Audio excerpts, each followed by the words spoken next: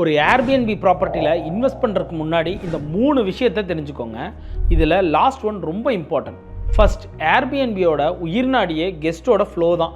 Connectivity and tourism moment அதிகமாக இருக்கிற ஒரு ஹை டிமாண்ட் டூரிசம் ஏரியாவில் நீங்கள் பண்ணுற இன்வெஸ்ட்மெண்ட் தான் பல மடங்கு ROI கொடுக்கும். அதனால் ஒரு லொக்கேஷன் செலக்ட் பண்ணுறதுக்கு முன்னாடி ஒரு எக்ஸ்பர்ட்டோட கன்சல்டேஷன் ரொம்ப முக்கியம்.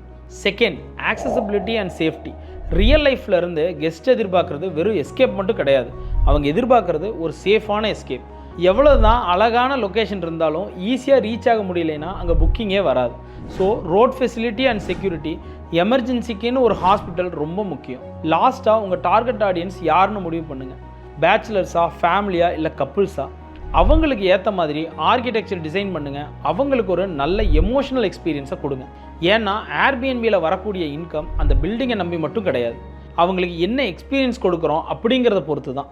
ஸோ அது ஒரு பிஸ்னஸ் மைண்ட் செட்டோட அப்ரோச் பண்ணாமல் ஒரு யூனிக்கான எக்ஸ்பீரியன்ஸோடு கலந்து கொடுத்தீங்கன்னா உங்களோட இன்கமும் டபுள் ஆகும்.